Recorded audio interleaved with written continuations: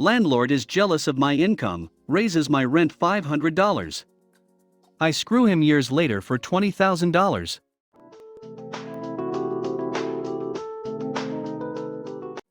In the late 90s, wife and I were just married, just getting started, and we decided to dink, double income, no kids, it for a few years to save up for a down payment on a house.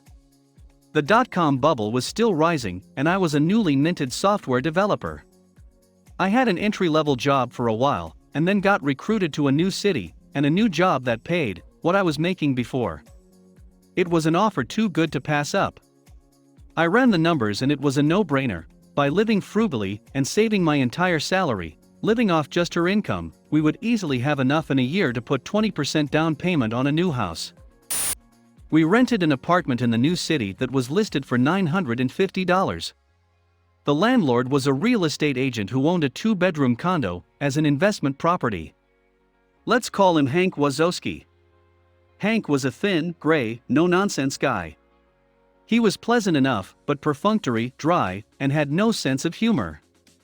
He made a point of explaining that under no circumstances was he responsible for maintaining the garbage disposal, and that it was not included in the rental agreement, and he would not be responsible for fixing it were it to break. He seemed slightly amused by us, a clueless, young, newlywed couple, but I could tell he wanted to rent to us because we were very obviously a safe choice as renters. We filled out the rental agreement and the credit check, and this is where my troubles began. Hank looked hard at the credit application where I listed my job title, software developer, and my income, $75,000.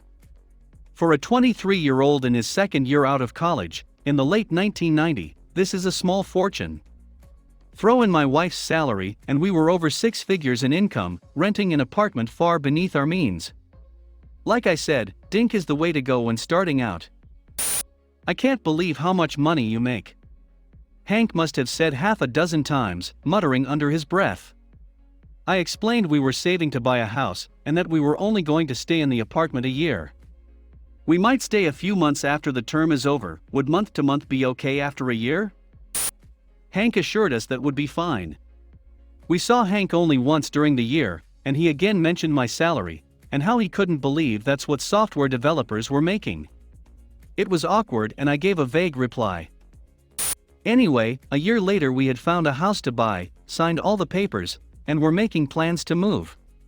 The new house wasn't going to be ready until 2 months after our rental lease was up, so I called Hank to ask if we could, as discussed, simply extend the lease by 2 months before moving out. Hank assured me on the phone it would be no problem, and he would send over an extension for us to sign. The extension arrived in the mail, and it included a month-to-month clause, and a $500 increase in the rent. I flipped out and called him. Hank, why are you increasing the rent over 50%? That's too much. That's more than my new mortgage is going to be.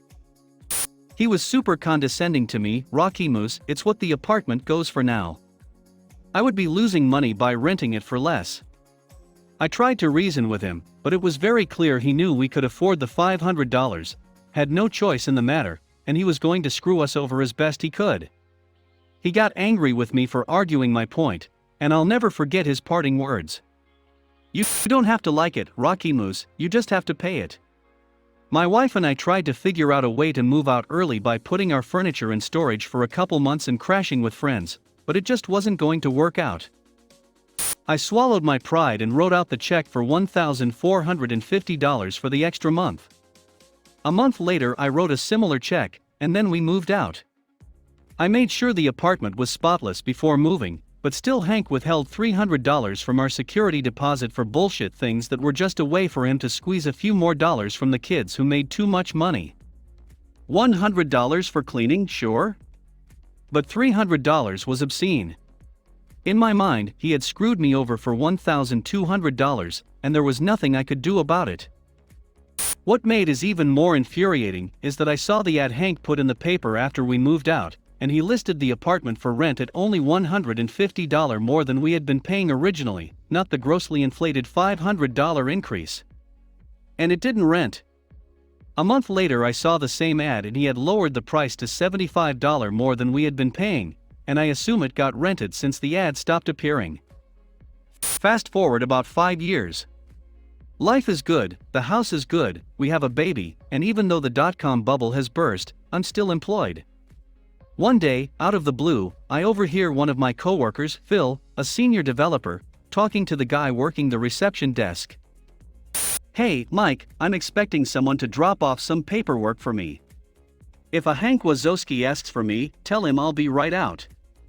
I freeze and get a taste of bile in my mouth remembering how I had to write out that name on those checks all those years ago. There's no way it's the same guy, right? I walk over to Phil, who is still by the reception desk. "Phil," I say, "how do you know that name, Hank Wazowski?"